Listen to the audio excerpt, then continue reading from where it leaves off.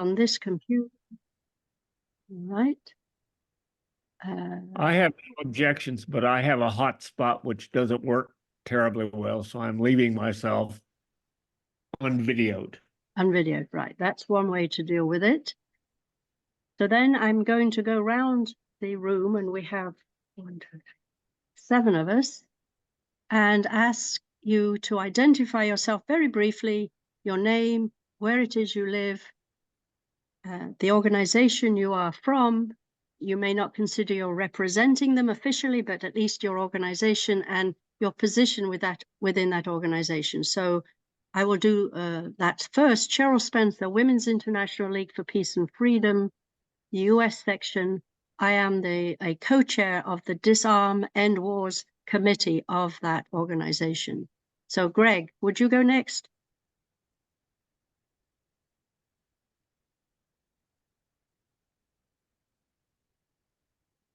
We're waiting for him to unmute himself.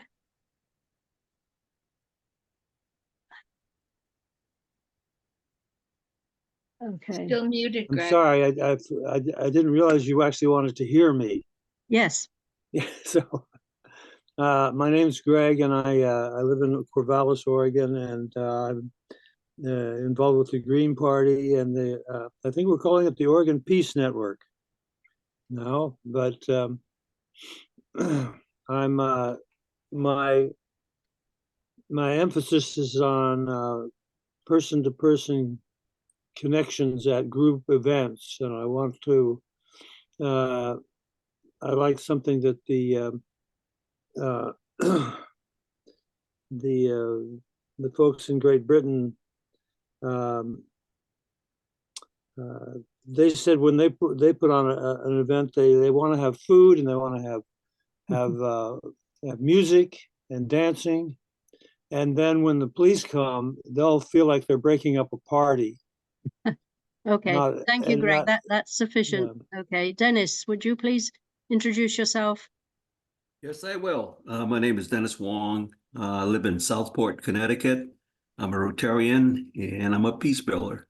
And I'm guided by the Rotary values, principles, and vision as far as peace and to improve people's quality of life. Thank you. Thank you, Dennis. Becca? Becca Gardner in Darlington, Central Maryland. I work with a number of organizations: World Beyond War, Prevent Nuclear War Maryland, Maryland Alliance for Justice Reform, Prison Reform, FCNL. Thank you. William? I'm Bill Glassmeyer. I live in Corvallis, Oregon. I work mostly with Mid-Valley Solidarity Coalition. I'm just a member. Thank you. Mary Leah? Hi, I'm Mary Leah Kelly. I'm with Tri-Valley Cares, which stands for Communities Against a Radioactive Environment, here in Livermore, California, where we monitor the nuclear weapons laboratory. My position with the organization has changed recently. For 40 years, I was executive director. Now I am very happily the senior advisor. And I will tell you, I need to leave in a little while because I'm actually writing a grant proposal that has a hard deadline today when the portal closes, and it's not done. So it's nothing you said. Okay, thank you, Marilia. So John German. Thank you. It's German. German. The low prestige pronunciation, please. I'm with Rotarians for a World Free of Nuclear Weapons. It's one of the things that I'm working on 24/7. Thank you. Thank you, everybody. So could you also put that information in our chat? Again, I believe this chat is just assigned to this group, and some of you have already done that. Thank you very much. So what you were asked yesterday, I hope you saw that email from Peter, just to oil our brains. We asked you to think about a best practice that your organization already carries out or has carried out that helps build your movement, right? We're talking about movement building today, not talking about actual policies to get nuclear abolition, but how to build our movement. So because we are a movement, but we need to be more cohesive. We need to appear to the general public as a large organization. Okay, so I will start off with a WILF. What I consider a best practice is that when we hear about a new organization to do with nuclear abolition, getting rid of nuclear weapons, such as warheads to windmills, we join that coalition, okay? We get on their email list, we attend their planning meetings, and we try to find out what they're doing, how we can help them. So that is what WILF US Disarm Committee does, is we join coalitions and take part in them. Does anybody else have a best, oh, sorry. Please, which of you would agree to be a note taker for us? I promise you, if you come to Palo Alto, I'll take you out for lunch. That's your incentive. I know we're being recorded, but still we do have to take some notes. Anybody can be persuaded to do that? I can do it, but I'll be slow. I mean, I'll try to catch the main points. Thank you. It's the main points. Thank you, William. Okay. Having said that, do any of you have a best practice that your organization has been using that you think helps build the movement from your point of view? And if you haven't got one, it doesn't matter. We will move into brainstorming. At the top of your screen, you will see remaining 1 hour, 21 minutes. Okay, so that tells us how much longer we have in this room. So we've given a lot of this 2-hour meeting over to the breakout room. So, and if you would please raise your hand electronically, you know all how to do that. You go down to more, you go to reactions, and it says raise hand like that. So William, yes, and Mary Leah, thank you. Carry on. William, go ahead. As I said, Mid-Valley Solidarity Coalition. It's only open to local organizations, really, but anybody can join, and we don't do active outreach, but we do talk about things that we would try to work on together. That's all. Thank you. Mary Leah, what practices have you found useful? Hi, Mary Leah again. I want to put a check next to joining coalitions for goals that are shared in terms of building the movement. In terms of building the organization, I want to put a check by having food and doing things that are, sort of more personal to people, and doing people-to-people welcoming, so that people know they have a safe space and a space where they're welcome. A third thing I want to add is Tri-Valley Cares has found that because we represent a cross-section of the community, it's important to have different kinds of activities. Some people want to read environmental impact reports, hooray. But some people want to do art or construct a float for the rodeo parade. So it's important for an organization to have a variety of things that somebody can do to make it really truly welcoming to a broad group of people.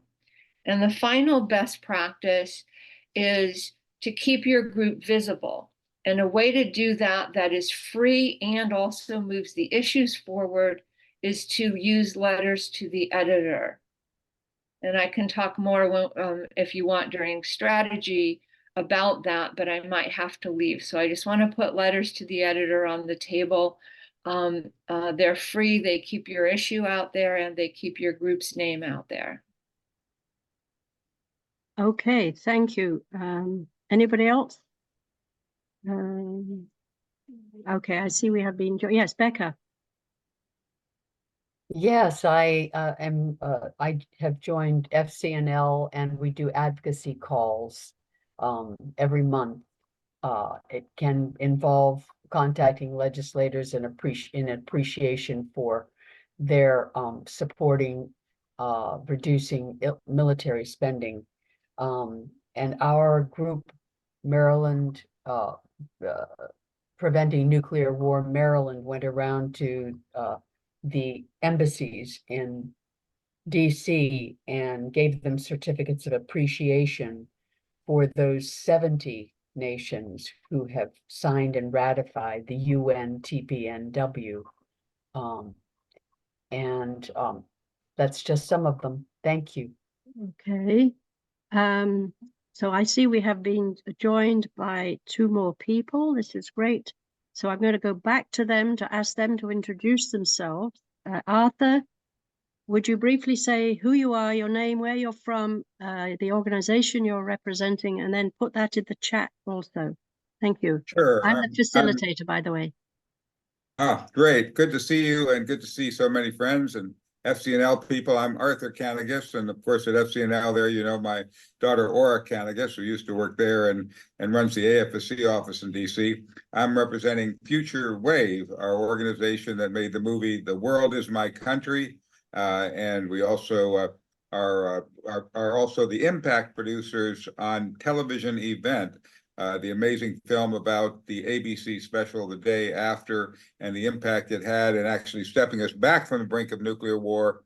And I think we're pushing this documentary. We've had it on PBS stations, and we're working on getting screenings with organizations and groups, and we'd love to have anybody who'd like to see it. I'll put a link in the chat.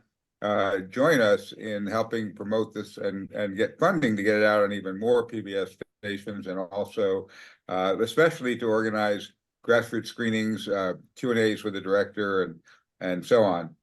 So good to see everybody. Great friends here. Thank you, Arthur. So Jim, you just joined us. Yes. Hi. I live in Seattle and I work primarily with the Pax Christi USA Disarmament Working Group. But I also accompanied Archbishops John Wester of Santa Fe and Archbishop Paul Aitchen of Seattle to Hiroshima and Nagasaki last year, and continue to work with them and the bishops of Hiroshima and Nagasaki. Thank you. And I see Shelley, you've just joined us. Please unmute yourself. I see you're in a car or a bus or a plane. Yes, I am in a car because we lost our internet. Elon Musk. Our Oh, Starlink no. broke. Anyway, I'm Shelley Porterfield. I'm from Eugene, Oregon, and I am the Veterans for Peace, Chapter 159 president.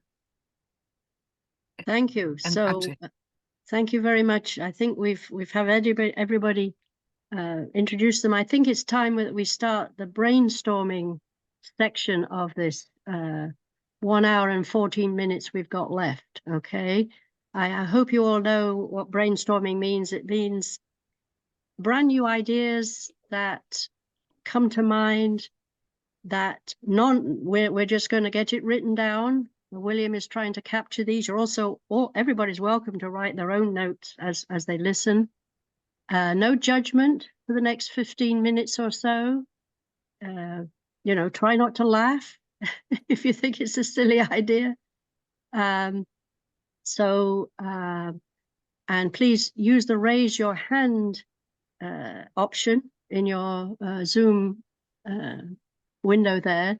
I will kick us off with an idea I had, which is to organize a cruise for people who want to know about nuclear weapons, to cruise, for example, from San Francisco to Hawaii, where they have radar to track them as they go across the Pacific, and then on to the Marshall Islands, where we know that so many bombs were set off in the 60s, and then on to Japan. This cruise would be on a nice cruise ship. I was just on a cruise ship to go see a total eclipse of the sun off of Mexico. There were 1,400 of us who were willing to pay a bunch of money to visit Mexico and see the total eclipse. So there are groups out there, for example, Insight Cruises, who actually organize these cruises. They will do the work for you. You have to pay them some. So people would pay to go on the cruise, but they would also include a donation to a movement. It's as we're trying to raise funds for the movement. And there would be guest speakers on the cruise who would inform them through evening lectures on nuclear weapons and why we want to abolish them. So that's my idea. So let's people jump in with your hands if you have another idea, a brand new way of building the movement. Remember, we're building the movement. We're not actually doing the work of the movement. We're building the movement. I'm going to look for hands. Yes, Jim. Yes, I think the greatest need is to reach out to young people. And I think for people in high school, college, and beyond, as young adults, we need to connect with them via tying this issue to climate change, and to emphasize that we don't have the luxury of just working on one existential issue, climate change. We have to work on both existential issues of nuclear disarmament and climate change. And we really need the energy, the idealism of young people. 40 years ago, I was a young person, and I got captivated, and I was part of the Bethlehem Peace Pilgrimage, which was a walk that 20 of us did across the United States and across Europe to Bethlehem.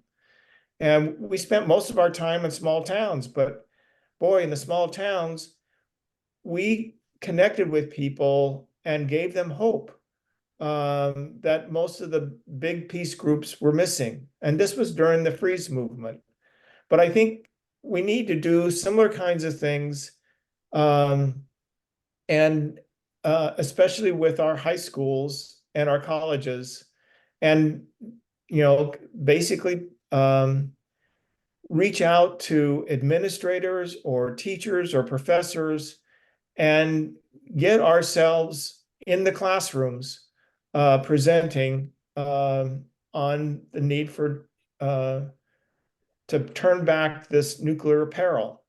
I will be in a school, actually a grade school, an 8th grade class next week, which I'm very thankful for that opportunity, talking to them about Hiroshima and Nagasaki and how most nuclear weapons now are much, much more destructive.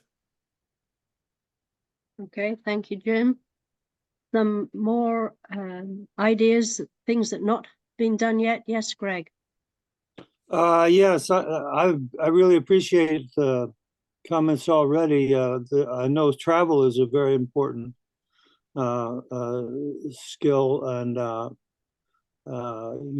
getting young people involved is also very important. And I once did 3 tours to the USSR and later to Russia with a live band and a dance caller, and we held small town dances and went to dance with Russians. You didn't have to speak the language, and you'd be holding a Russian in your arms dancing, and so that was pretty effective. That's what I'd offer as my idea. The other one is that when people go out, they want to they want a table or go door to door or just to connect with people and talk to people. I said, no, don't go out and talk to people. Go out and listen to people. And I think you want to turn that around. And you're actually much more effective by just listening than you are by telling people facts. That's all. Thank you, Greg. William, I see your hand up. This is actually not my idea. It came from a friend of mine. Find a rich person who's willing to sponsor an institute like the Quincy Institute to work on this, to keep this movement going, like think tanks do. And would that include naming the institute after that rich person? And it's a brainstorm. We haven't gone that far. My idea would be no, but I don't. But there's no that you've got all the idea there is. John, I see your hand up. I'm sorry, I don't remember what RWFNW stands for. Rotarians for a World Free of Nuclear Weapons. Okay, thank you. Yeah, Dennis Wong is also in that group.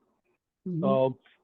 And two quick things. One, from your suggestion about a cruise, have the nuclear sailboat, the golden rule, either go along with that cruise or do it as a separate cruise, which would provide a very intimate setting, because of the small number of people that would be on board. So you'd have to wind up listening to other people. What was the suggestion that was just made by the previous speaker? Dancing. Listening to people. Okay. Thank you. We'll come back to that. All right. Thank you. Becca, I see your hand up. Remember to take your hands down when you're done, please. Yes, speaking to the person who just talked, we hosted the Golden Rule when they came to Havre de Grace, and it was great fun. Brought Montessori school kids in, and etc. What occurs to me as a new idea is to go to the protests on some of the college campus, and just as Greg said, listen, talk and listen to them, and maybe have some flyers or information about the local nuclear, anti-nuclear war projects. Okay, William, your hand is still up. Do you have another idea? No, I'm sorry, I forgot to lower it. Okay, I have another idea to throw into the hopper, which is to rename schools after famous nuclear weapon abolitionists. For example, you're all familiar with Daniel Ellsberg and the fact he passed away, and he's very famous. So get your local high school to be renamed the Daniel Ellsberg High School, or streets. Maybe streets are easier. So in your city, get your city council or whoever it is name streets to be willing to name a street Daniel Ellsberg, or maybe have a street called Hiroshima. And then people will say, well, what's that all about? So that's another idea. Arthur, you have an idea? Yes, one of the most powerful ways of reaching out and building a movement is to use the power of film. We're so moved and motivated by stories, and the film that we have television event that we're promoting out around the country for groups to use as an organizing tool to reach out and build a movement. For example, in Albuquerque, New Mexico, Gene Stevens, they rented the local theater there in Albuquerque. They had a screening of the film followed by a march to the nearby Air Force Base where nuclear weapons are stored. They attracted the attention of BBC News and got some coverage there about their demonstration following the movie showing. So movie screenings can be a very powerful way to attract members, build a movement, and reach out to others. And you can also arrange, she had the director of the film give a little localized talk. Now, it can either be a Zoom in by the director, or in that case, the theater didn't have that capability, so he pre-recorded a little film clip. And so part of the funds from people coming to see the movie and paying to go to the theater went to pay for him and to carry that forward and to get the film out more widely. We also have, both the incredible film television event. If you haven't seen it, most of you have seen The Day After, right? Raise your hand if you remember seeing that, and back in 1983. Well, television event is about the incredible story of the courageous executives and the director, Nicholas Meyer of Star Trek fame, who managed, despite all obstacles, ABC legal saying you can't do it, all the advertisers pulling out, death threats and everything, they managed to persevere, get this film shown, reach 100 million Americans, 200 million Russians, people around the world. And Ronald Reagan said it gave him nightmares, and he stepped back from the brink of trying to fight and win a nuclear war with Russia to going to meet with the Soviet premier and negotiating the biggest arms reductions we've had, 70% reduction. Now we're on the way back up to a huge new arms race, and it's time to use the power of film also to motivate, build a movement, and so on. And then people need two things. They need both. Well, the great thing about the television event is it both captures the horror that that original movie did. It still gives you that gut feeling, but at the same time, it gives you such a courageous story of the hero's journey of these executives that you end up laughing and feeling empowered and feeling moved. So it actually takes you on a journey that's a positive journey, even though it's a deadly, serious issue. But the other thing that does that is our movie, The World Is My Country, incredible other hero's journey story about world citizen #1 Gary Davis, who was a bomber pilot, so horrified at bombing a city full of people, his own brother getting killed in war, and the horror of that he gave up national citizenship and became world citizen #1, leapt up in the middle of a UN session, interrupted the session to say, "The nations you represent divide us and lead us to the brink of total war." And he called on them to hold elections for a government of, by, and for the people of the world. And it's an incredibly inspiring movie about how we, the people, can rise above the nations that divide us and go ahead and do what every constitution says. We, the people, create government. Let's just go ahead and do it at the global level. So it's an inspiring thing to give people a new direction to not only fight against nuclear weapons, but to empower a movement to become really one planet. So I think both those films can be used as organizing tools to help build a very powerful movement. So I invite people to join us in that. I put in the chat the link for both World Is My Country and television event.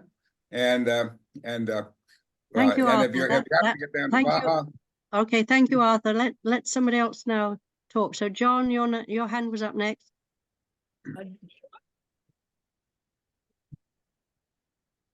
Thank you. Thank you. About naming. You don't have to name a whole organization or institution after a major donor. You can name a program, or something that's a part of the institution, or an edifice, or a room, or something. You don't have to rename the whole institution. So main comment. Arthur. You're always an inspiration. And I have a way to help that, and that is through the Peace on Earth by 2030 game.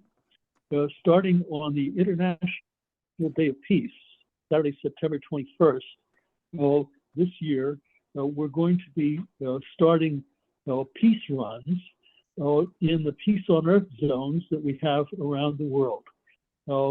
The one that I know that is committed that's going to do it and is well along in its planning is in Louisville, Kentucky.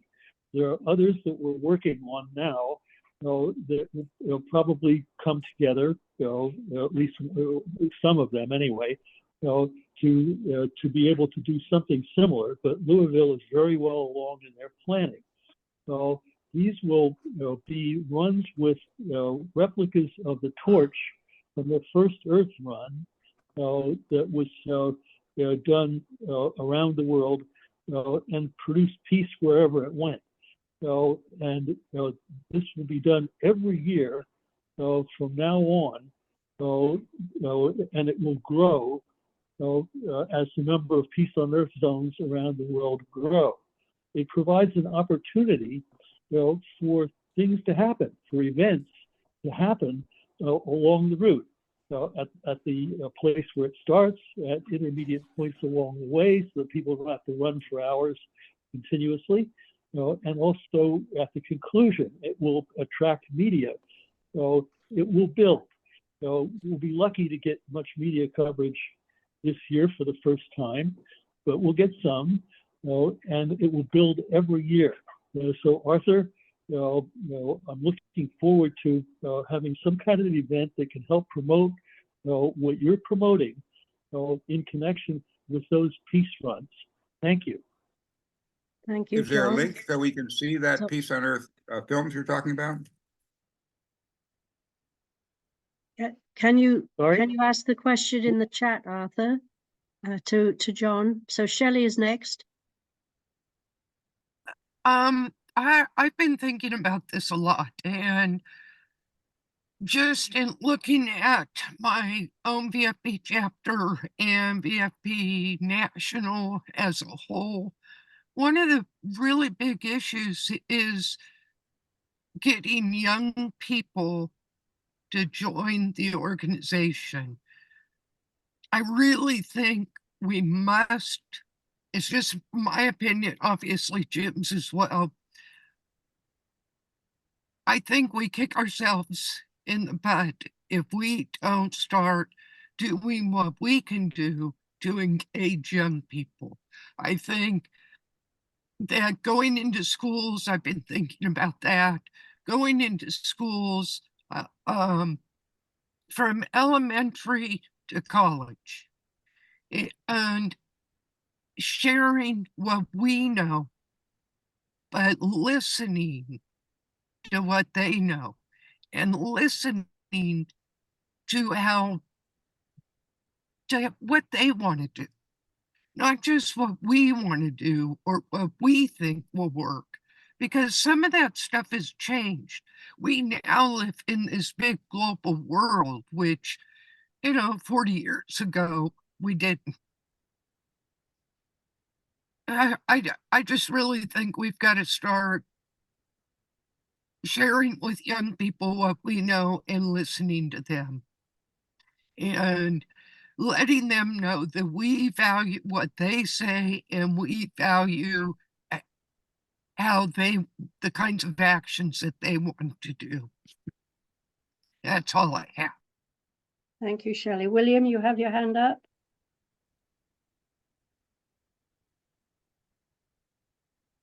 You have to unmute.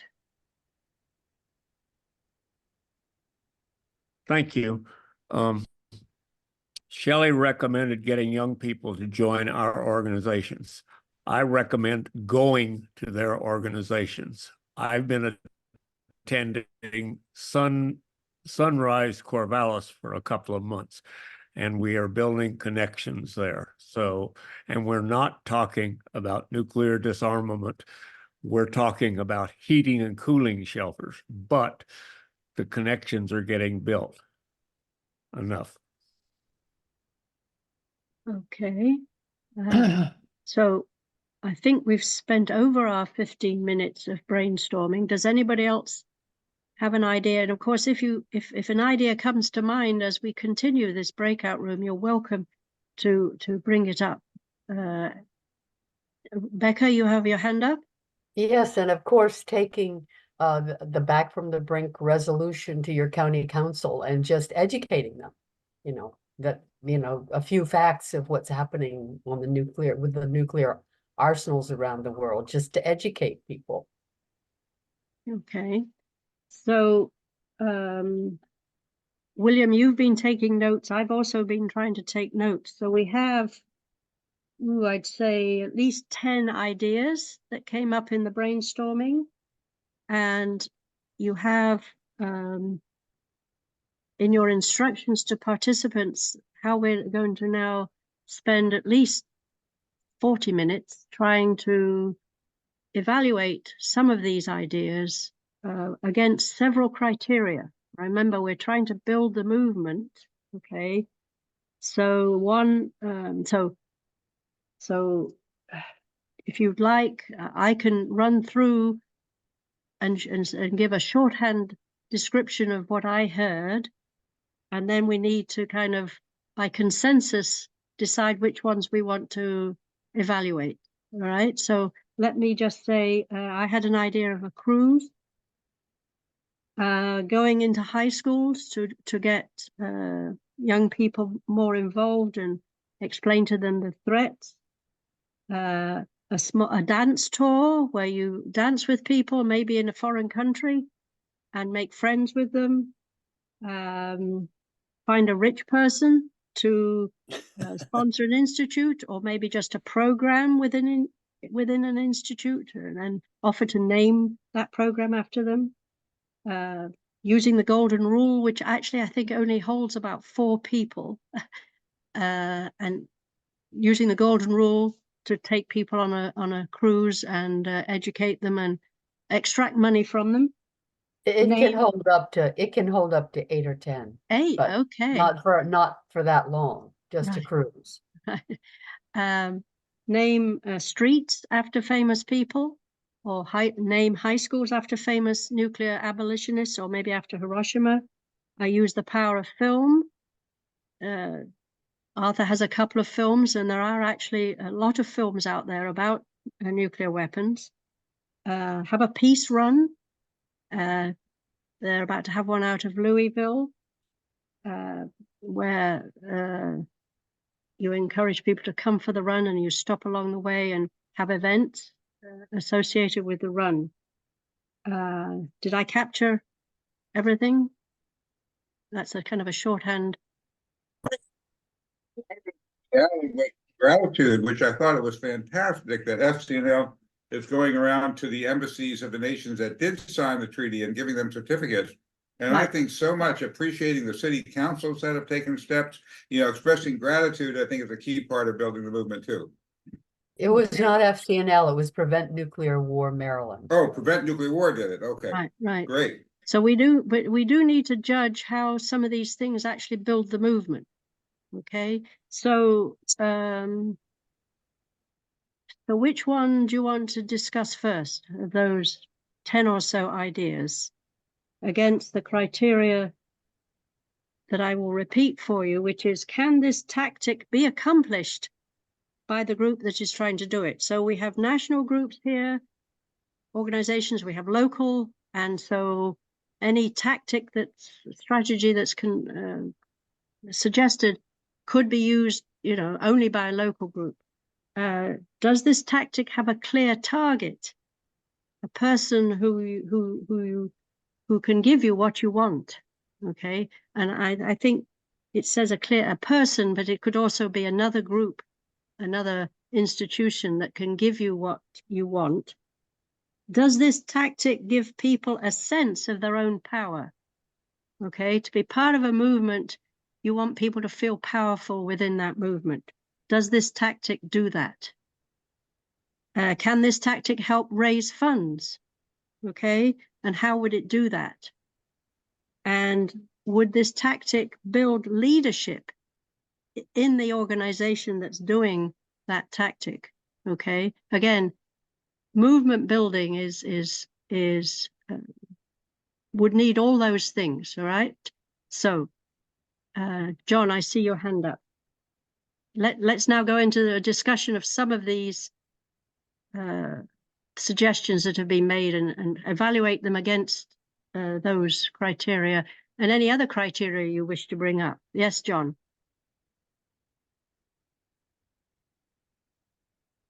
You need to unmute. Thank you. The effort that was done with the embassies in Washington, D.C., wonderful idea, and it's available to everybody who has a consulate of those nations that have endorsed the TPNW or anything else that you want to promote in your city. So we could do the same thing, for example, in New York, where we have the permanent missions of all those countries in New York. Wonderful idea, and I will definitely take that to local organizations to do. But it's an idea available to everybody because there are consulates, and other offices of those countries, all over the world. So it's not only available in the U.S. Wonderful idea. Thank you. I'd like to now, I'm going to be the devil's advocate here. How is it going to help raise money? How are we going to get money out of this activity? And how does it actually make our movement more publicly and known?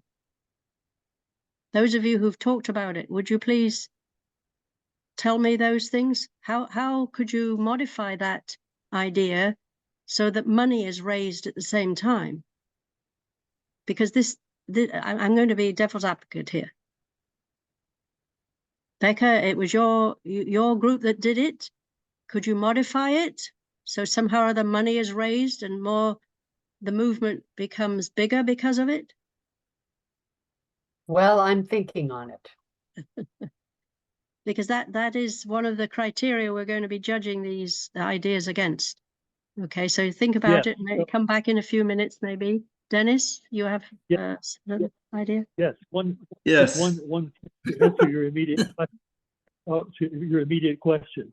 The Rotaract Club at the United Nations routinely holds fundraisers for things that provide fun events for them. And so combining a Rotaract Club at the United Nations fundraiser with doing those things with the permanent missions of those nations is a way to bring those two ideas together.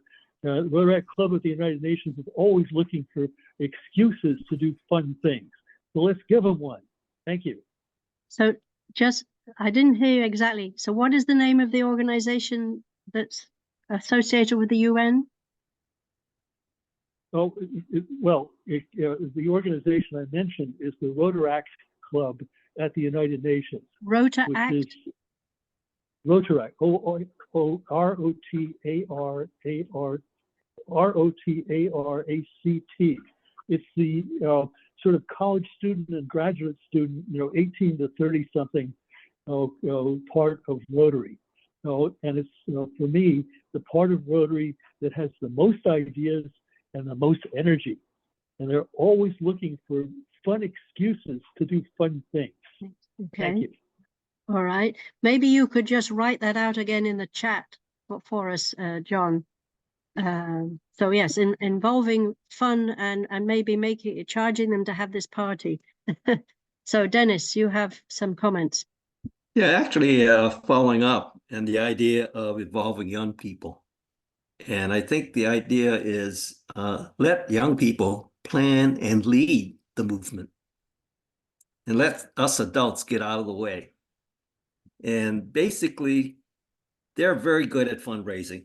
I mean, you go every place, whatever the deal is. And remember, one of the things that's the movement is to change behavior and thinking. And I think young people might provide that kind of stimulus for more people to see it's their future.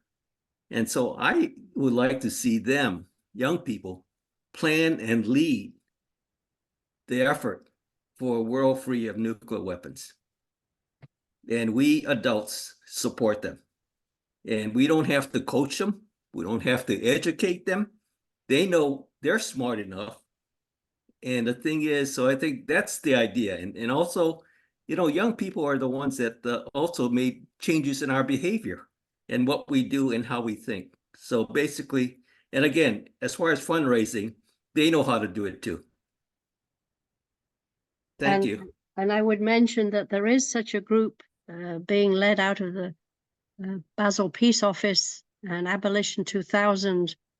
They have a pretty strong youth contingent working against nuclear weapons. So we need more well, I think like that's that. the case. I agree. There may be a unit, but nobody knows about it. Right. I So don't know about it. yep, And the yep. thing is, and I think it's really reaching out as people have spoken out to reaching the high schools and reaching every place where there's young people. And I think that's the thing, and let them lead and plan. And also, I mean, I think everybody's had experience in working with young people and how creative and bright they are. Thank you. Arthur, you have your hand up. Yes. Well, first of all, I want to say two things about television event and movies as both fundraisers and empowering people and young people. First of all, the film, the television event about the greatest television event in the history of most impactful television event in the history of the world, really, which was that day after, is Jeff, the director, expected that the biggest audience might be people who remember that 1983 film, and there's a huge number that do that. But he found an even greater response among young people who were just eating it up. And secondly, it is specifically designed. We have a program specifically designed as a fundraiser, and that is, you can connect with us. We can set up either online or in person screenings of the film where you get the director there, where you charge an admission fee and donations, where the funds are split between the filmmaker and the people putting on the event. And so people can use this as a fundraiser to build funds and to build the movement. And it's also extremely empowering to people building leadership, because people can then take this film, like kids can take it and they can show it in their dorm room, and they can show it. Well, when I made our first documentary, which was called, even before we had home video, it was the Automated Air War with the American Friends Service Committee. People would become speakers with showing it. They would show it on the sides, on the train going to New York. They would show it on the sides of buildings. I mean, these can be movement building tools, and you can gain leadership, because then after you show the film, not only can you bring in the filmmaker, but the local people can be answering questions and becoming speakers and developing their own speaking skills. So I think it fits all the criteria you mentioned, and it's just an empowering way to build movements. So I hope we can in the big meeting also talk specifically about well, not just all nuclear war films, but these two particular, because of their both major recognition of the day after, and because of the powerful hero's journey story within it. So it's not just leaving you depressed. Some nuclear films just say, what the heck, there's nothing we can do, I'm just going to give up. But these are both empowering films. Okay, thank you. Dennis just put an idea in the chat. Engage Taylor Swift to be a spokesperson for a world free of nuclear weapons. Does anybody have her email address? Engaging famous people, indeed, is something we should all be doing. And my Women's International League for Peace and Freedom had a special flyer. We stood outside the cinemas where Oppenheimer was being shown, and we handed the flyer to the people coming out to inform them that there were actually more than 2 weapons that they heard about being in the film, and there were now 13,000, and they needed to be aware of this, and this was where they could find out more information. So yes, I think using films in various ways, I think in all of these ideas, we're thinking about getting people to join your organization at the same time is an important movement building activity. So yes, so here is so Cillian Murphy did say in the Oscars ceremony, he held up his Oscar and said this was for the peace builders. And at the BAFTA, Christopher Nolan did, as he got the director's award, say that he was very grateful to all the people, the people have been working against nuclear weapons for the last many decades. So this is, a part of making our visibility better. And Dennis has some other ideas of people there that we could approach, or somebody could approach to be a spokesperson. Okay, some more some more comments on some of the ideas. Finding rich people. So how can we say some more about that? William, Bill? I don't want to say more about that. At the very end of the brainstorm, Becca said, take back to the brink resolutions to local governments. I think she said county councils, but anyway, I think that's a good way to do things. And my city of Corvallis devotes a considerable amount of its resources to emergency planning. And what they're planning for is a huge earthquake in Oregon. They could take some of that money and devote it to the emergency we have right now, which is climate change and nuclear disarmament.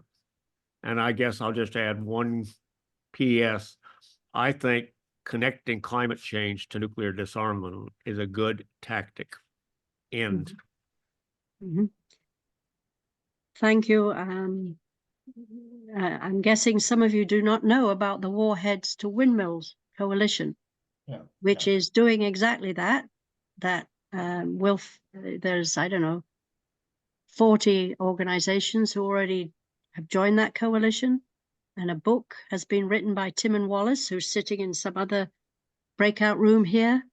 That is 400 pages full of why that's a good idea, how it would work, how you would move the workers who now work on nuclear weapons design and missile design, and move them into the climate mitigation projects. So yes, that whole coalition needs to be much better known. So let's see, so emergency planning, getting your local council who's worried about earthquakes to add into their plans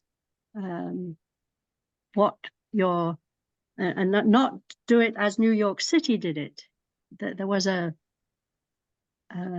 small ad that New York City came up with, which was not adequate to what would happen if New York City was bombed with a nuclear bomb.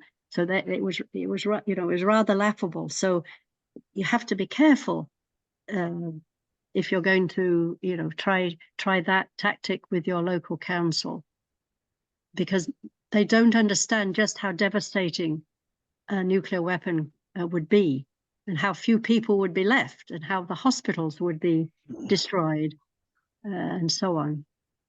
So some further comments on some of the ideas by the end of our time here. The last thing you said is important. And I do, someone mentioned that young people, or Dennis said young people already know, but actually a terrific number of people, heads of state and young people and others, don't begin to understand the actual destructive impact of nuclear war. So I think it is important to educate at all levels. So that's an important thing we should add to the thing to do, things to do. Right. So we have 35 minutes remaining in this group to continue our discussions, and we hopefully we will come up with a couple of ideas that we can bring to the main meeting. And I'm saving the chat. You can all save the chat as we go along. We are being recorded. William is taking notes. Okay, John, you have your hand up, and then Becca. I have a question, which if it doesn't exist, then it's an idea. And that is that these suggestions about doing things at local level with the city councils, emergency planning, visiting consulates, missions, embassies, and so forth. Is there a database for those that shows where it has been done, and where it has not been done, and where it is planned to be done, or people try to organize for it to be done? Because that kind of database could be a wonderful tool to attract organizations, like to go back to the Rotaract Club at the United Nations. If they looked at that and said, well, we don't have this, in New York City and here, it's not on the list. We want to get on the scoreboard with this. Let's do it. And so it can provoke enthusiasm. You could organize a campaign for everybody around the world to look at it, and say, get your name out there too, as somebody who is going to have a story to tell when your kids and your grandkids say, "What did you do in the war, Daddy? What did you do in the war, Daddy?" And you can say, "I did this." It may be pathetic and inadequate, as I say about my own things, but it's done. Thank you. Right. Thank you, John. I can tell you there is actually a website with hundreds of entries of cities that have already passed the Back from the Brink resolution, or the ICANN resolution, or the ICANN pledge. If I can find, I actually have it open permanently on my browser. I So have it. And you I have it? put the Back from the Brink billboard. That's theirs. Mine is, I think, came out of Nuclear Ban US. But yes, so I think actually you're talking about two different databases. One is, where have cities and councils already passed these various resolutions? Then you have who's actually pledged. We're trying to get Congress people to pledge that they will not allow nuclear weapons, that they will work against them. And then, which is a different database. And then you have the database where people you just suggested could enter their own activities and let people know what they're doing. So the question is how to get those databases better known, because indeed they would help build the movement. I don't see that they would necessarily raise money, but so, one thing that you're going to hear from me at the very end of this whole meeting is we need to continue talking. I think we need a new database, a new website that's just the Nuclear Abolition Strategy website. And that website would lead one to some of these databases and things like that. So Becca, I think you were next. Yes, Becca. Lou Karan, who's been working with a number of people, including me, on the 2024 peace work, has done the work to accumulate the names of mayors and towns and cities along the peace walk that have endorsed Back from the Brink and or nuclear free zone. The other thing that occurs to me is that a weakness in our anti-nuclear advocacy is that we don't have an alternative. I live in a county that has 4 military installations, and people just assume that the nuclear weapons are necessary and keep us safe, and they have no idea what an alternative would be. So it seems to me it would behoove me to do some research and accumulate information where mediation and embassy action has actually solved problems between countries and towns, so that we have a stronger argument that nuclear weapons are not necessary. Yeah, educating ourselves, a very important aspect of this whole thing. William, your hand is up.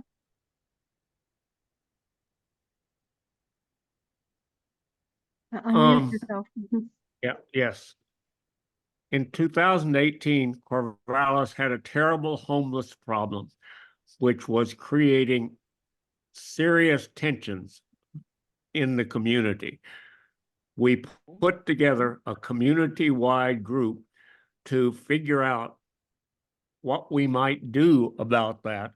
And it only half worked, but it did work pretty well.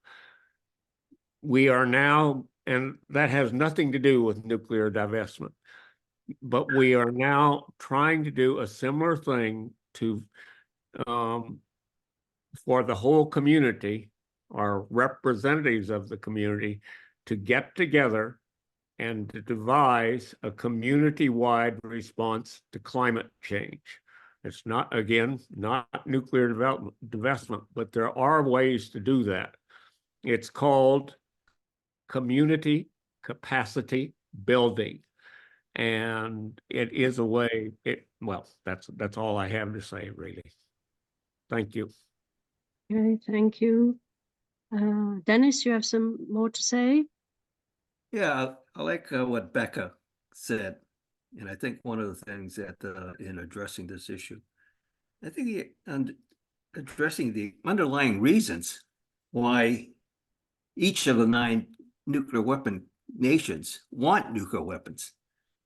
And the thing is, I think, what if we were able to address those reasons and fulfill those reasons to remove the need for nuclear weapons? I mean, one of the things that each nation, I think, wants safety, because they use it about safety, and that's what we talk about, Becca, the whole, and how can we address that issue so that the need for nuclear weapons is removed. And I think that's one of the things that we haven't really addressed. There are 9 nations. That's basically it. There's 9 nations. And why do these 9 nations need nuclear weapons? And so Becca, I'm with you that we need to address some of these things that will, I think, start a movement that we can have, a reason and to remove nuclear weapons and make people feel like they don't need nuclear weapons. So I think that's so Becca, I'm with you. Yes, and of course, I'm on a variety of email lists of nuclear weapons abolition groups, and there are people writing about that, writing very nicely about why deterrence is not a useful concept, and why giving us some good arguments about why we have to persuade the nuclear weapons countries that deterrence actually doesn't work. And so that would be the kind of thing, links to those articles that I've read, but apparently some of you have not, would go on a new website for the movement that we are trying to generate here starting today. And I put in the chat the spreadsheet where, and you'll see it's an Excel file with hundreds of entries on where resolutions have already been passed, and it tells you which resolutions and so on and so forth. So as I said, a lot of this stuff is out there, right? But not everybody knows about it. So this is why we're meeting today with a whole bunch of you from different organizations, trying to make sure that some of this information can be centralized and available more widely. Okay, I see Jim nodding his head.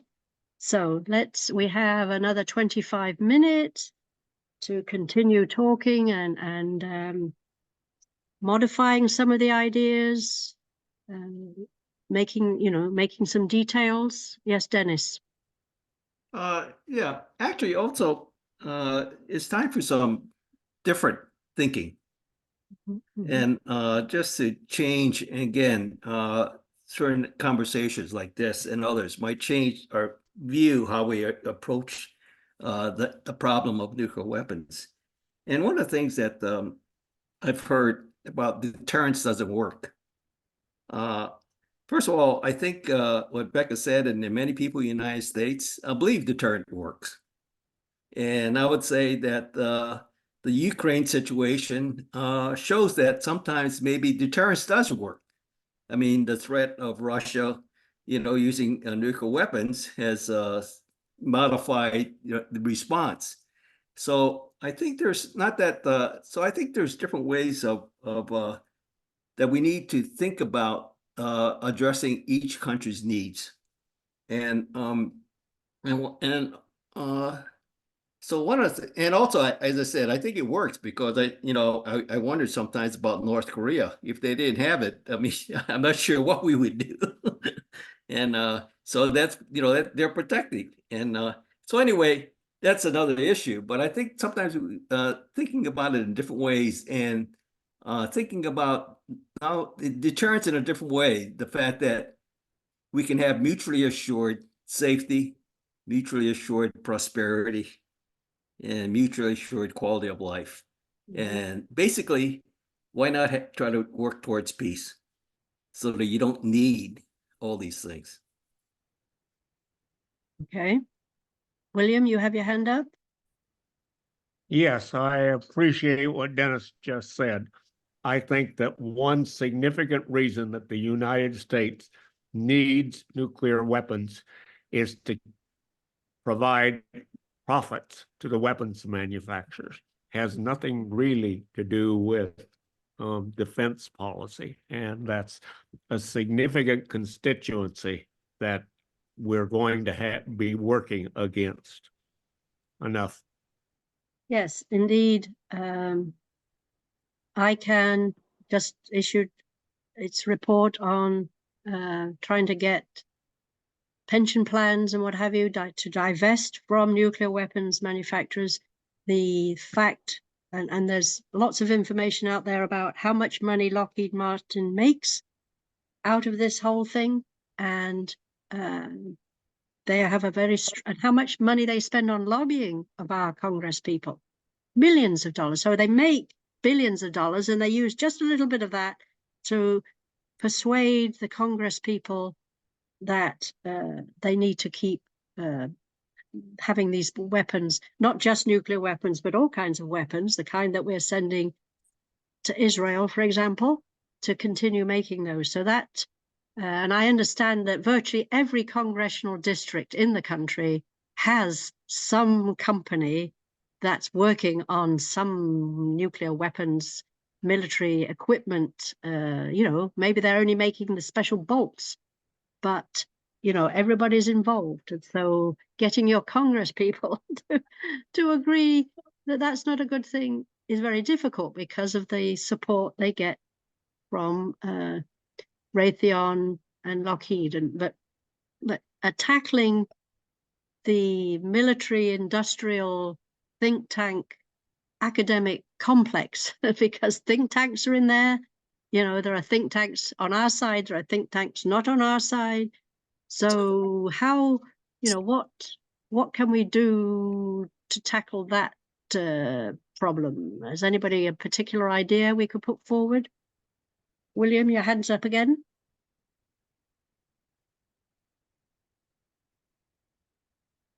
Accident, sorry. Oh, okay, an accidental hand. So with so Dennis. There are some very good sites. It's kind of crazy, but one of the things that I'm trying to do, and I don't have, is that peace can be profitable. Peace can be profitable. And I think that's the thing. If it's really meet people like in Becca and every state, really, and also Connecticut, by the way, where I live, it's a blue state, and people are very, very liberal. But we also count on military contracts. And anytime something closes, things explode. And the thing is, so I think it's really, how do we turn this thing around where we can have companies and people can be employed in peaceful functions as opposed to war and ammunitions. And the thing is, there must be some smart people in these think tanks and in the economy and things like this.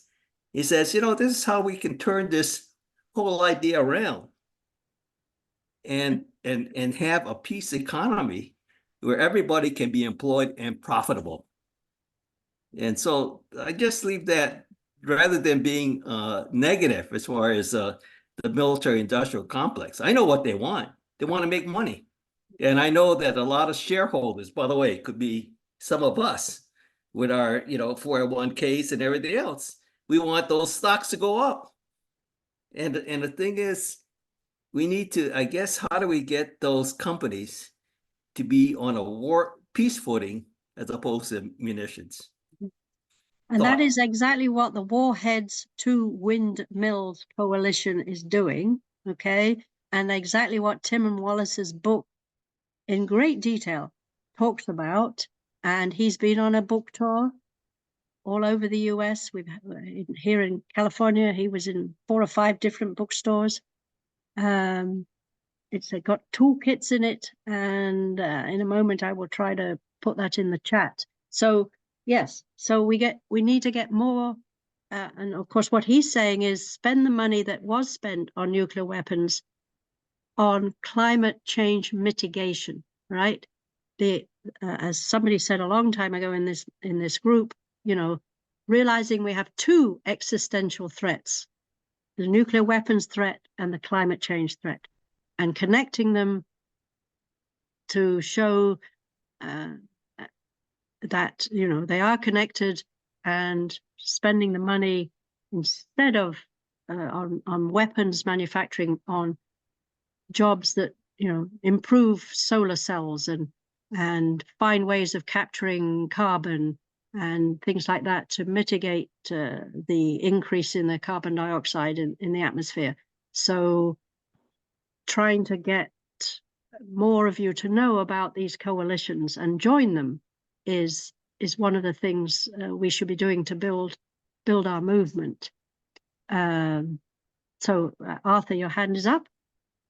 Yeah, I think what you just said and what Dennis said about, well, warheads to windmills is crucial, and what Dennis said about making peace profitable. And I just posted added "Don't Bank on the Bomb," another excellent resource for making for helping companies to see that their profits are not going to come in bombs, and that if they in many countries where they're trying to do business, like Mexico.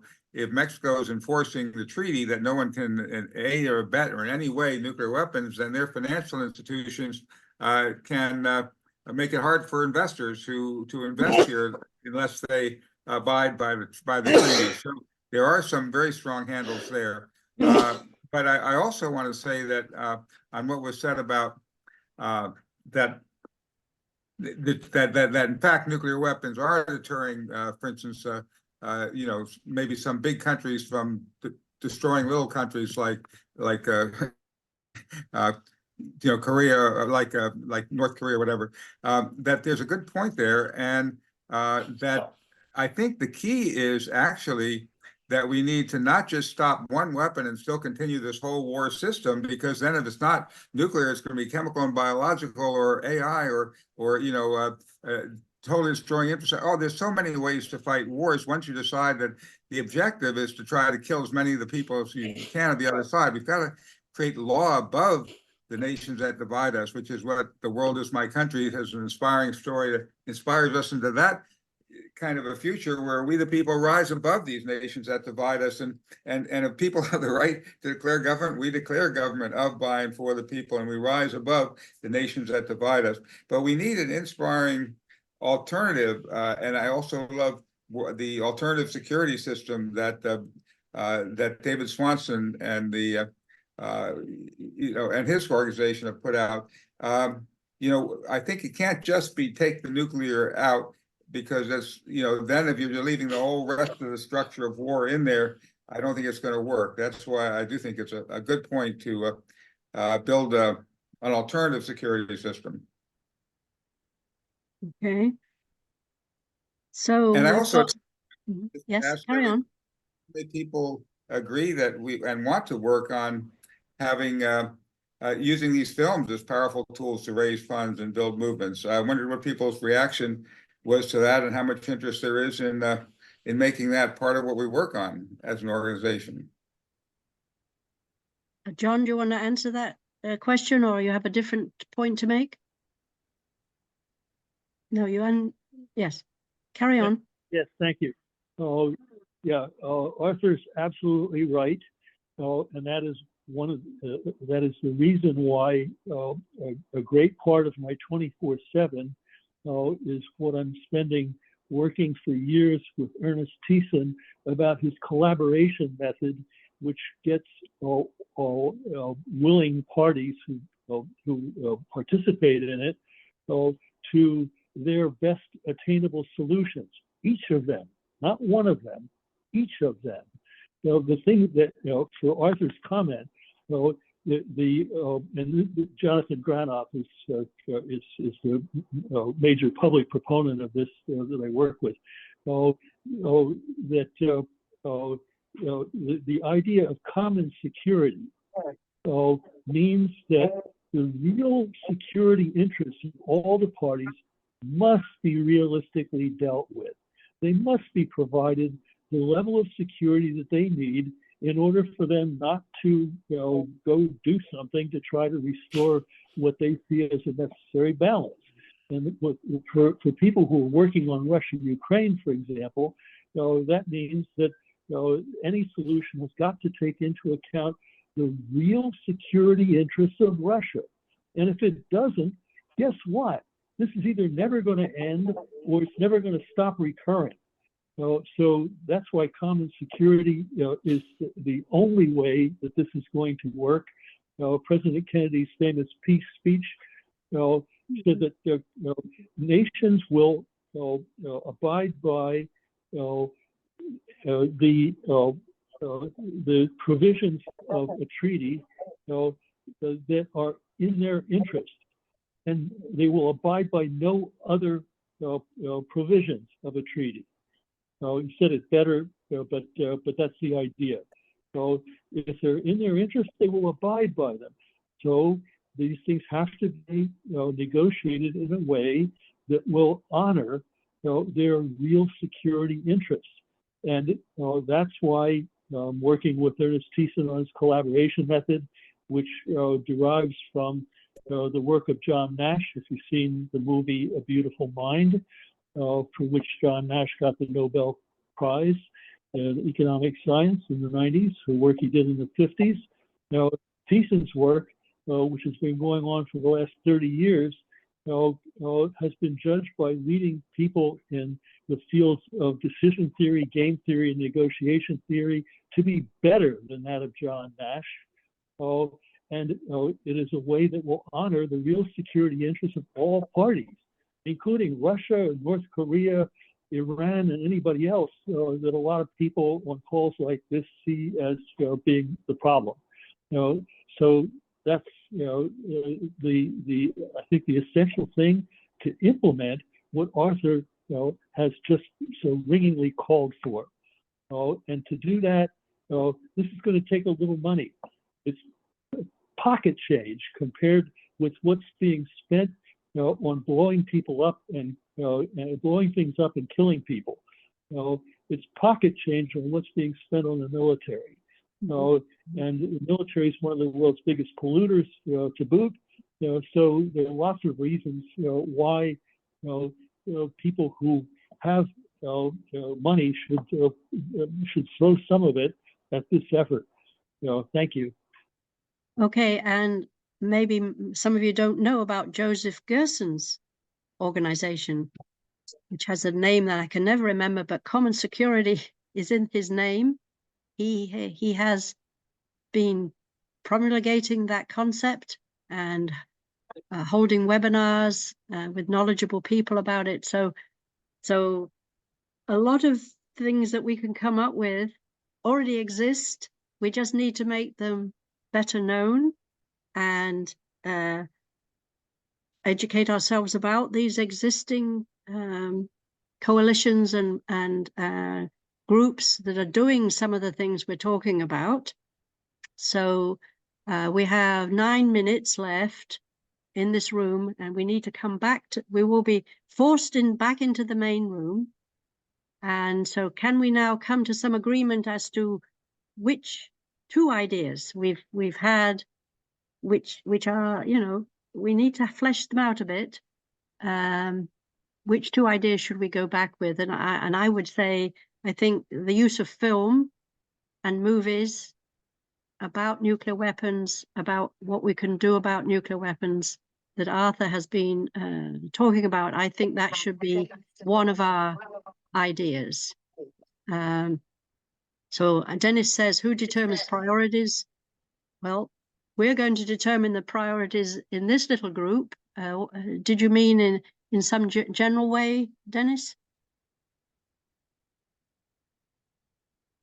Yeah, I think, what you said is there's a lot of things going on. And I think that we can't get our sort of collective act together in a way to make, I think, something that really may be more powerful as far as a movement. And just, it's a question, and I know, and still, it may be different priorities, because I know that I'm trying to work within my organization, the Rotary International, with, almost 2 million members worldwide and things like this, and with our own issues and our own ways of doing things. So, and that's why a more general question. And then, and also, but one thing that I think may fit everything, as I said, is a youth movement, which is new. And I think the youth movement within Rotary is very strong. A youth movement within everybody's community, I think could be strong. And so a youth movement is an international movement, just like Greta, started the climate change. It was a youth. It wasn't adults. It was the youth. Right. And so I think that's in my mind, maybe the overall thing that might be interesting. Okay, so I just got a message, 110 seconds, a little faster than I thought. So I think I the think two, the two things. I think the was two things, film I would and like it youth. to see windmills and film, because War at the Windmills features young people. It captures the military industrial complex. It brings together the two movements. So I think those two things would be great to highlight. And I think we all had a lot to say about appealing to the youth, listening to them, letting them lead us, going into high schools. These were some of the ideas that came out. So can we agree on those two main thoughts? Now, what are they again? What are the two things? One would be using film and showing movies Okay, about nuclear weapons and what to do about them. And the other is to be stronger in our involvement of youth, letting them Okay. lead, listening to what they have to say, going into high schools. And I can tell you that's not always easy. We've had wolf people trying to go into high schools about not getting involved in the military, and often high schools won't let you. But nevertheless, this this could be worked out. Also colleges. I mean, when And say colleges, yes. Yeah. Mhm. yeah, I'm not, And you can Right. build War at the Windmills right into that youth thing, because it's a key way to bring together these two movements, and that's what youth want. Right. Okay. So thank you very much, everybody, for being with us and giving your ideas. And we're going to be forced back into the main room any moment now. Thank you, Cheryl. I put a note to you, Cheryl, in the text. Yes. So please, you all know, go to the top, those three dots, save the chat. Okay.